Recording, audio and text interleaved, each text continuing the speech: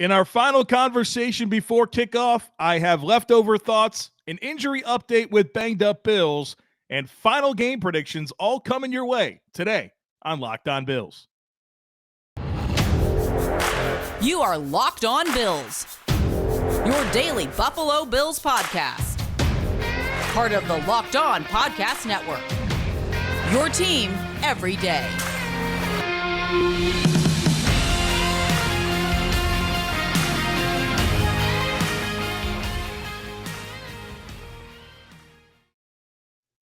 What's up, Bills Mafia? It's Joe Marino from the Draft Network, and I'm your host of Locked On Bills. Happy Monday to you, and thank you for making Locked On Bills your first listen every day. And as a reminder to you, we are free and available on all platforms, including YouTube. Today's episode of Locked On Bills is presented by Prize Picks. Prize Picks is daily fantasy made easy. You pick 2 to 5 players, and if they score more or less than their Prize Picks projection, you can win up to 10 times your money on your entry. First-time users can receive a 100% instant deposit match up to $100 with promo code Locked On. That's prizepicks.com, promo code Locked On. Now, folks, I know I said happy Monday to you, and I'm actually posting this on Sunday night. And so resist the urge to leave a comment and say, hey, Joe, it's Sunday. Well, yeah, I'm just trying to give you a little more time to listen to the podcast because the game is Monday, and I want to post it on Sunday night to extend the runway so people have more time to consume the podcast. And so I just wanted to extend the runway. Sorry. Resist the urge to say, Joe, it's not Monday. I know that. I'm just trying to give you more time to consume the podcast, but it is the Monday podcast. All right, let's talk about the Buffalo Bills. I've got some leftover thoughts to share with you to open this up. Then we're going to talk to Dr. Kyle Trimble about the injuries. And then, of course, my game predictions. I have 5 of them for you per usual. Well, I think the big storyline right now as we are on the doorstep of this game is the Bills have some injuries to be mindful of at defensive tackle, at wide receiver, and maybe at cornerback. And so I wanted to get into what the plan is without those players. We'll start with defensive tackle, where Ed Oliver has been ruled out for the game, and Tim Settle is doubtful. I don't think we're going to see either player. So 2 of the Bills' 4 defensive tackles are not going to be available. Now, the Bills do have options, and I think the most obvious one is to call up Braden Bryant from the practice squad, a guy that's been around for a while. He's played in games for the Bills, a veteran, very athletic. He's the obvious choice to call up, activate for game day, and play him, right? To play him 25, 30% of the snaps.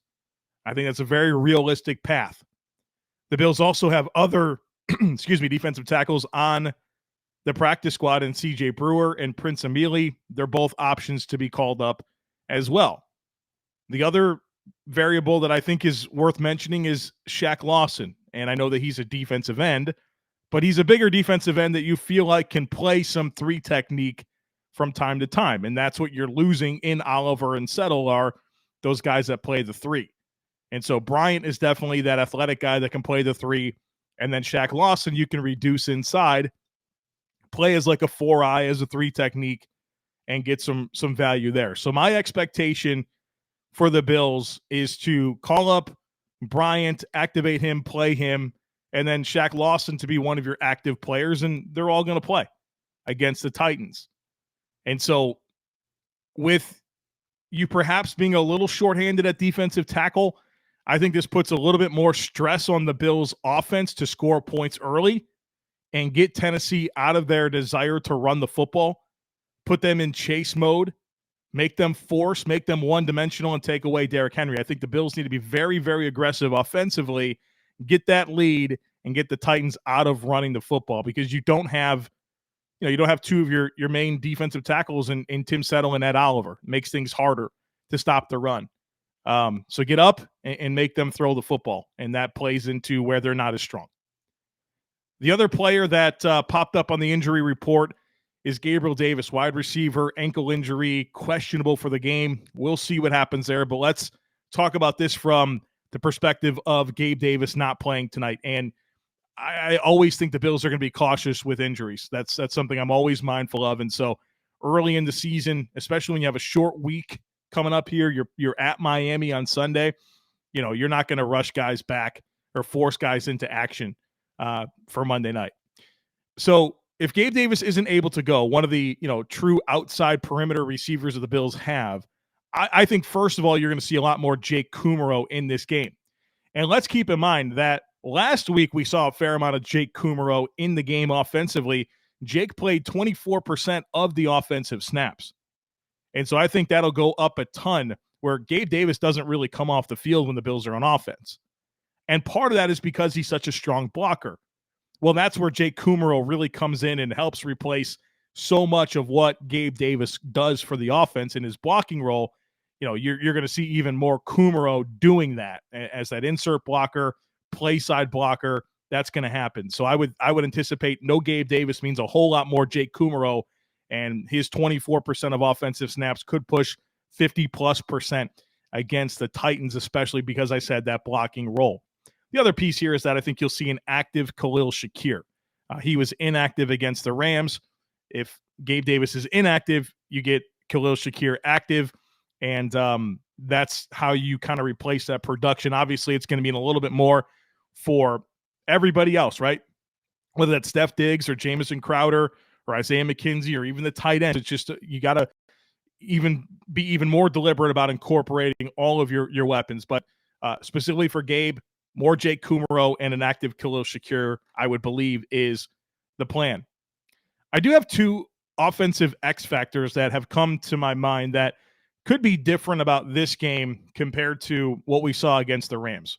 And the first one is Quentin Morris, right? Quentin Morris wasn't available against the Rams. He was injured, but he's practiced in full. He's going to be good to go for Monday night.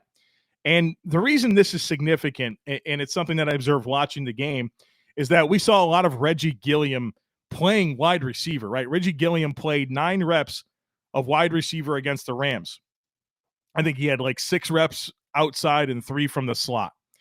And so that goes to Quentin Morris, right? I think that's why a big part of Quentin Morris and his role in this offense is to be detached from the formation, to flex out and be a perimeter player as both a blocker and a receiver. I don't think you necessarily want Reggie Gilliam being that type of player for you. I think that's the piece of Reggie Gilliam's role that can be absorbed by Quentin Morris, and you'll have a more dynamic, talented pass catcher in those reps to throw the football to. And so, first of all, Quentin Morris as an active player, claiming some of those roles that Reggie Gilliam had, I think is something that could be different this week. And then number 2, this is a fresh game for James Cook, right? I mean, the guy goes out and fumbles on his first touch, but he does bring another element to the offense. He brings speed at running back. He brings pass catching. And so a fresh game for James Cook. I think the Bills will want to get him going, right? You have this guy who's probably in the dumps, right? I mean, the guy fumbled on his first touch, really didn't get a chance to get back in the game. You took him in the second round because you plan on him being a part of what you're doing offensively. I think he gets an opportunity to redeem himself on Monday night. Zach Moss against the Rams was the second most targeted player on the team. Diggs had 9 targets. Zach Moss had 6. We're not going to live in a world like that all the time. I surely believe that at least 4 or 5 of those targets for Zach Moss were intended to go to James Cook. And so a fresh game for James Cook, providing that role that they envisioned for him when they drafted, and that not being as much Zach Moss, is another X factor for this game offensively. The next thing I want to mention as I consider this game, and I dump all my leftover thoughts before the Bills kick off against the Titans, is this is our first real opportunity to see if the Bills are going to do some things a little bit differently on defense. Will they play more 3 linebacker stuff? And this is a big narrative that I kind of pushed this offseason because the Bills were going to be playing a lot of run-heavy teams, and just the nature of having Josh Allen as your quarterback, you're going to want to keep him off the field and control drives and milk clock and run the football. And would the Bills counter that by playing more 3 linebacker sets? We saw them do it a little bit late in the season last year, drafting Terrell Bernard in the 3rd round, right? All the linebacker depth that they have. They drafted Balen Spector as well, Tyrell Dodson back in the fray. This is our first real chance to see if they're going to play more 3 linebackers. Now, the Rams, they stayed in 11 personnel the entire game. 3 wide receivers every single snap. And they're not a super physical run game, right? They don't have big, powerful backs. They're not necessarily loaded with mauling offensive linemen. The Titans bring more of that. Obviously, a 250-pound back in Derrick Henry. They've got some really good run blockers in a Nate Davis, in a Taylor Lewan, in a Ben Jones. You know, they're going to present different challenges with their run game. So do we see the Bills opt to put more 3 linebacker sets on the field? Do they stay in the 4-2-5 base nickel, or do they go into sub and put 3 linebackers on the field? And I think it comes down to these 2 questions. One, do you want Taron Johnson fitting the run versus Derrick Henry? Okay, that doesn't sound great. Neither does the other side of the coin. Do you want Terrell Bernard in coverage against Kyle Phillips, Robert Woods, and Treylon Burks? That's your trade-off. Because when they run the ball and you're in 3 linebacker sets, you feel good about it. And when they pass the ball and you're in nickel, you feel good about it. You feel like you got the right personnel in the field to counter what the offense is doing. But it's when that's not the case. When they run it and you're in 4-2-5, or they throw it and you're in 4-3, now you've got a player that's not necessarily ideal for that role. So I think that's the question the Bills have to ask themselves. And I think it goes back to something I already mentioned, in that the flow of this game is going to dictate that. If the Bills are going to play in a slobber knocker, right, tightly contested game, back and forth, the Titans get to stay in their script, the Bills have to be, kind of two-dimensional, then that plays into it, right? Because the Titans are going to want to run the ball continuously throughout the game. If you can get up on them and put them in chase mode and make them throw the football and make them not two-dimensional and really limit Derrick Henry's ability to impact the game by being up a couple of scores, that's going to change things, and it's going to allow you to be a little bit more free on both sides of the football. So if there ever was a game for the Bills to be aggressive and score points early, it's this one, because I think you're in a tough place with your defensive personnel if you want to go base or you want to play in nickel, and then the other dynamic of not having your defensive tackles the way that you want at full strength in this type of game. So get them out of that run as quickly as you possibly can. One other nugget I want to talk about here as we open up this podcast, and before we talk to Dr. Kyle Trimble and of course, give you my game predictions, is I want to elaborate a little bit more on this kickoff stuff that I mentioned this week on the podcast, but I want to make this very practical for you. And I talked about how the Bills have done a very good job of not just kicking a touchback when they're on kickoff team. And we know that based on the NFL rules, if it's a touchback, the offense starts with the football at the 25-yard line. That's decent field position.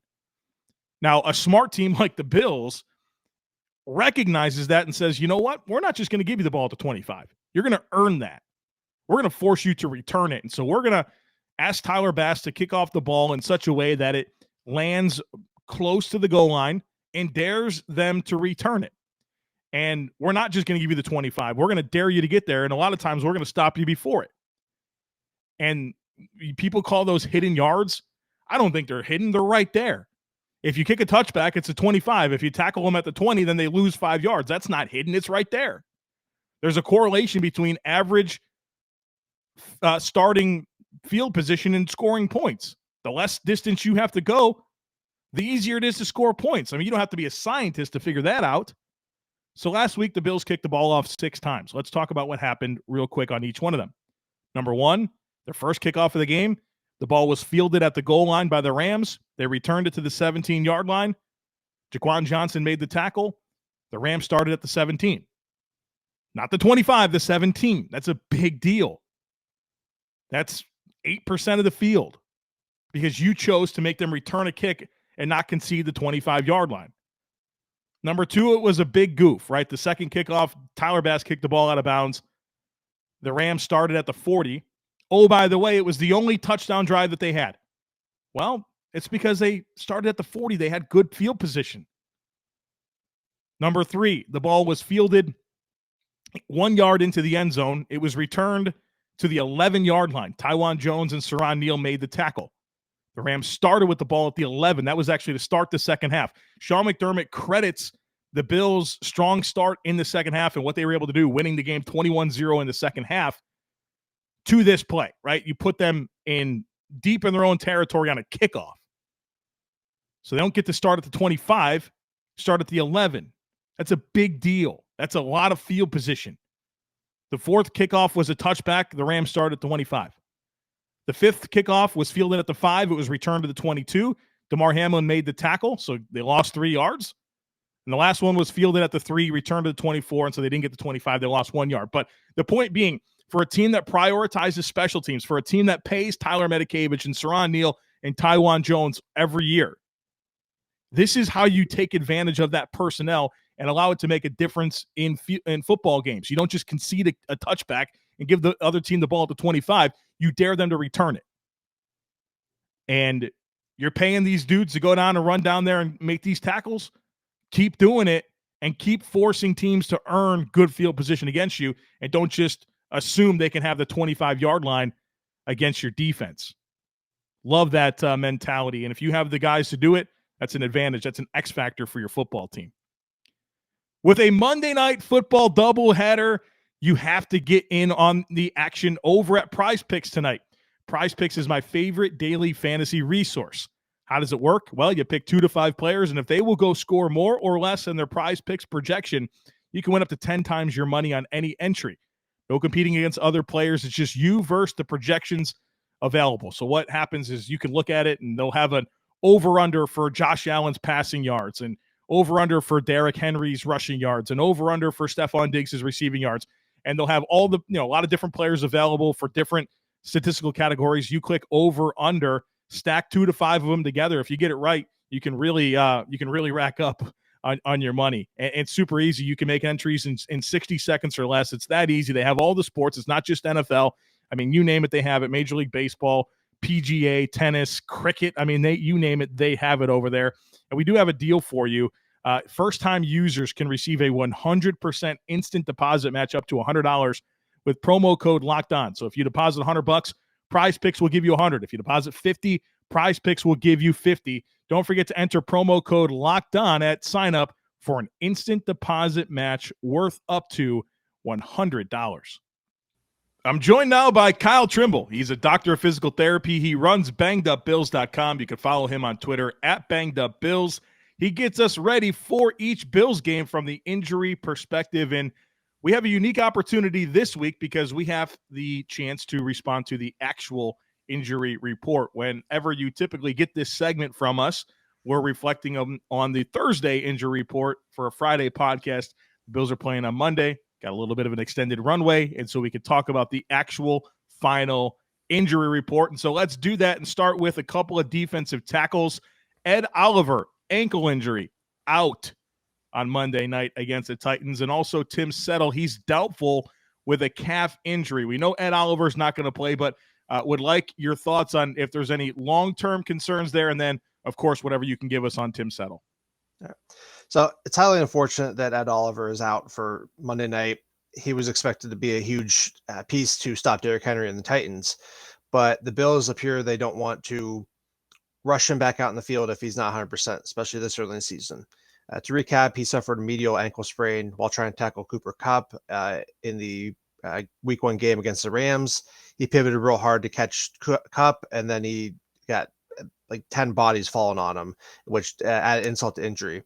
He was able to return to play, then left shortly thereafter, and he's not practiced all week. So to see him be out isn't a surprise considering the precedent that Bills have set with not practicing, not playing, but he's going to be a big loss up the middle.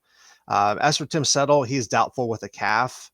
He did confirm that this is a calf that he was working through in the preseason, which caused him to miss every preseason game except the first one. It's highly unfortunate that it's a re-injury, but that's just how calf injuries are at times.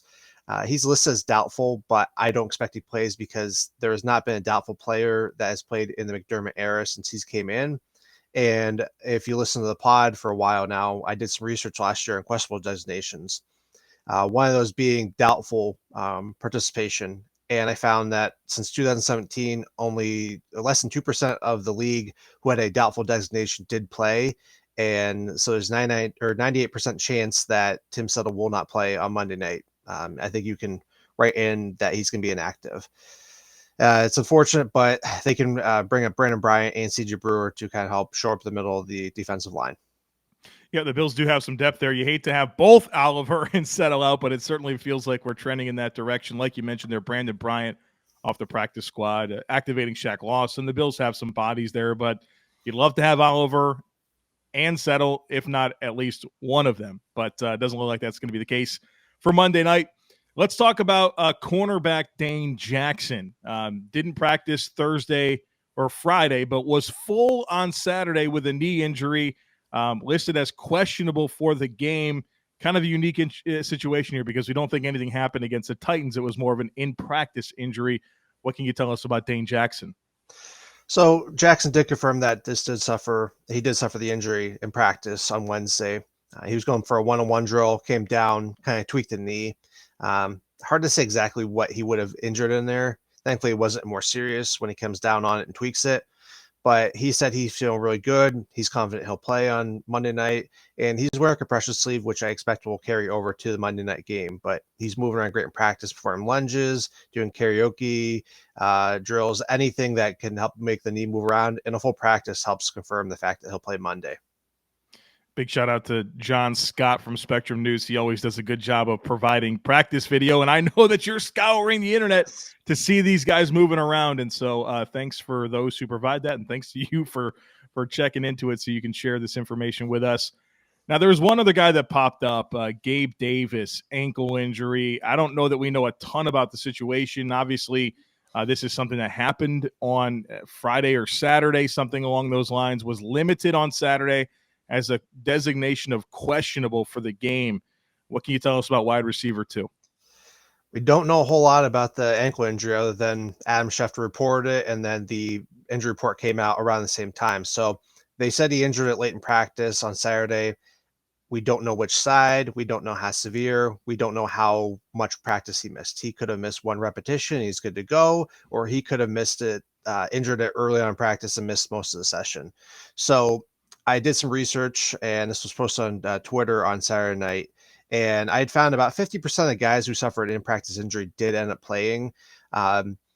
Most of them that did play were older players, and most of them that did play were more joint injuries, your sprains, things like that, back injuries versus their soft tissue injuries. So there's still plenty of guys who did suffer an injury in practice, such as an ankle or knee, that did not play the following game. But it's going to come down to just the severity and where they feel they're comfortable with that. I wish I could give you more information other than the fact that he has had 2 right ankle injuries the past 2 years, one heading into the AFC Championship game, which did significantly limit him, and then in week 1 of the 2021 season. And he was real slow. He had a real slow start to the beginning of the season because of that injury as well. So if there's any concern, then they're going to want to hold him out. But if this is always so injured to the right ankle, there could be enough laxity because of the prior injuries that he might bounce back quicker. So throw a little tape on there, get him back out there, but we just don't know enough information. So if I were you, I'd be watching the pregame warmups, any updates from Adam Schefter, Ian Rappaport, those kind of guys will get that information first. And we'll just see how everything kind of lays out come Monday night. And there's some things we don't know, but we do know that the Bills are typically very, very cautious when it comes to injury. Nobody is rushed back. They want to limit the amount of time that guys have to be out. And so I'd expect the Bills to be pretty cautious with all of these players. But it does sound like if there's any one of these guys that's going to go, it's probably going to be Dane Jackson. And so the idea of there being 2 rookie corners on the field at the same time may not happen unless it's late in the game. The Bills have the lead. You get them both out there, but fingers crossed on that being the case. Hopefully everybody comes back healthy. If they do play, nothing further happens here. So Dr. Kyle Trimble, thank you for your time and sharing your expertise on the podcast and getting us ready from an injury perspective. Turo is the world's largest car sharing marketplace. With Turo, you can book any car you want, wherever you want it, from a community of local hosts. You can browse a huge selection of vehicles for just about any occasion or budget across the U.S., Canada, and the U.K. You can book a spacious SUV or minivan for a family road trip. You can get a classic or luxury car for a special event, birthday, or holiday. Maybe you just want to find an affordable economy car if you're on a budget and you just need to get from point A to point B. You can also test drive that new electric vehicle you've had your eye on to see if it fits into your everyday life. Many Turo hosts can even deliver the car right to you. Every trip is backed by liability insurance. Terms, conditions, and exclusions apply.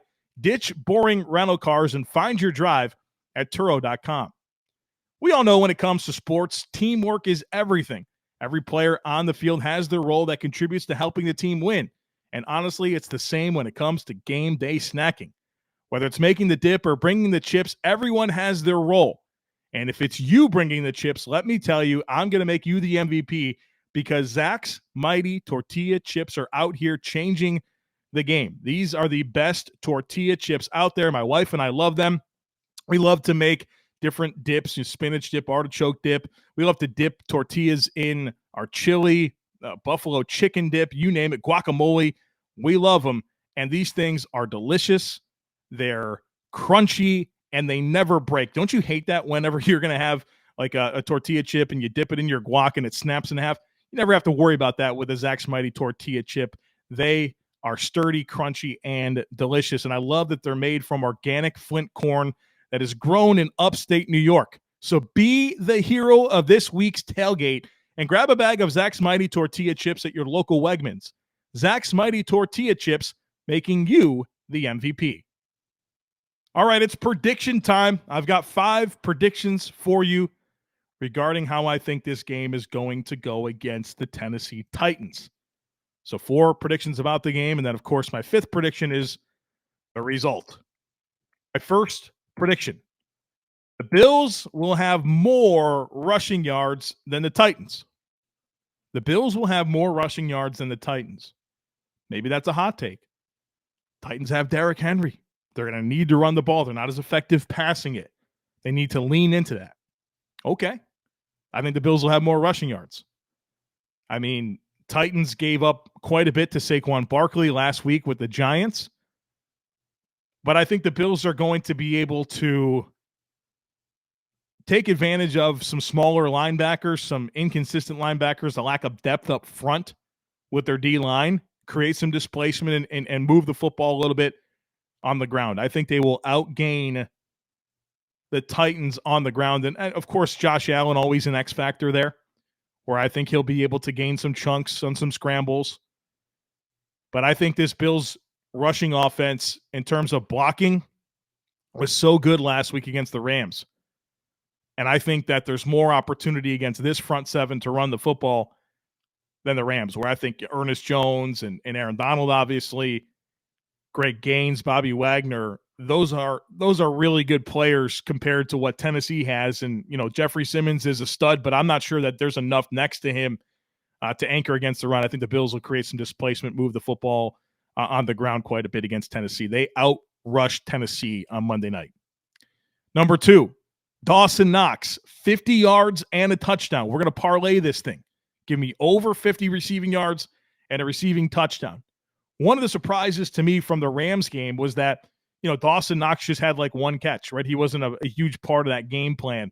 And I think that's somewhat of a victim of how the Rams played soft shell defense, keep everything in front of them. The Bills didn't necessarily space the field that much. And I think it played away from Dawson Knox and his ability to really impact the football game. And so I think there'll be a bigger emphasis on getting him the ball against Tennessee. And, it's Dawson Knox is a Nashville, right? He grew up in Nashville.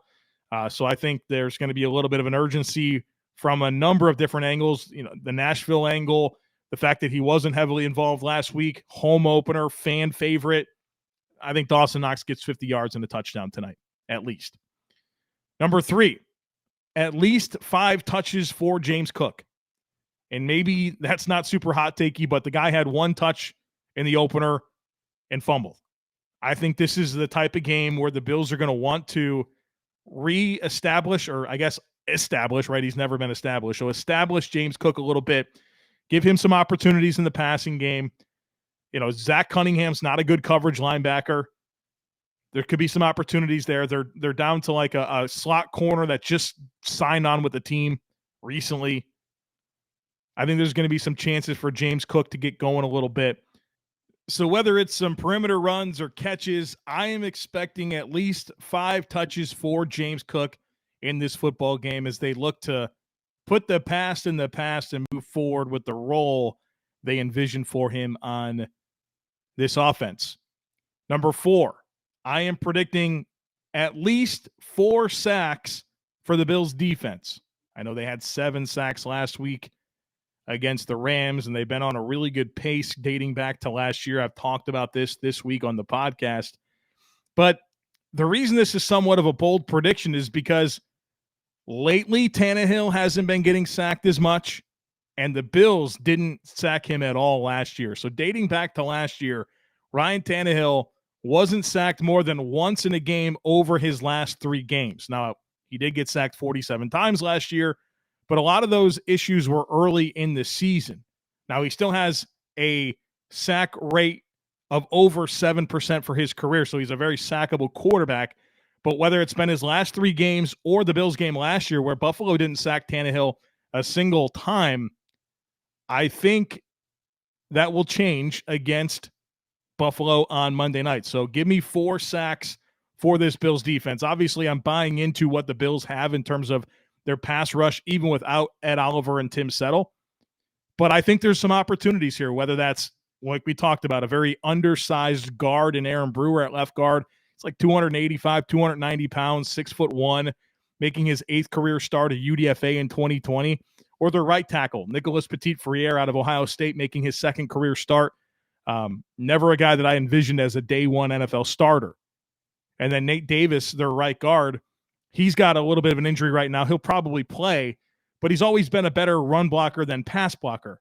So I think there's just going to be some opportunities for Buffalo to win some one-on-ones up front. Get Von Miller going against Nicholas Petit-Frere. Get Jordan Phillips on Aaron Brewer. There's some chances here. Obviously, you'll have Greg Rousseau and AJ Epinesa and Boogie Basham. I mean, there's a lot of chances that the Bills will have to tee off and rush the passer here. But I'm leaning into this. I think the Bills will get 4 or more sacks of Ryan Tannehill on Monday night. The last prediction for you is the game result. Do I think the Bills win this game or do they lose? No, I think the Bills win. I think they take care of their business at home. Monday Night Football, home opener. Josh Allen always shows up, especially in prime time. The Titans, I think, are an okay team. I think they're a little bit undermanned. They don't have much depth. They're kind of stressed in some areas. I think they need for the game to go a certain way to win. I think they have to really impose their will from a rushing offense perspective and get some takeaways on defense. And, even then that might not be enough because I just have so much confidence in Josh Allen putting on a show. Monday Night Football, home opener, coming off a really strong game against the Rams. Buffalo has some extra time to prepare a common opponent. I mean, even Josh last year, they didn't win the game, but he was extremely productive. And so I don't think from a personnel perspective, this Tennessee team is better right now than it was last year. And I think the Bills are going to like this game being at home. I'm expecting the Bills to put up some points, take care of their business, start the season 2-0, and then go play the Miami Dolphins on the road in week 3. So there you have it. That's everything I have to say about this football game. Leftover thoughts. Big shout out to Dr. Kyle Trimble for sharing his expertise.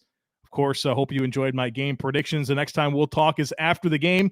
I'll sit down and record the podcast and put it out as quickly as I can. So the game's like it's starting a little bit early in that 7 o'clock hour. And so I guess sometime midnight Eastern time, 1 a.m., something like that, the podcast will be out for you to consume, of course, on Tuesday. And hopefully it's our first Victory Tuesday of the year. So make sure that you don't miss it. Come on back.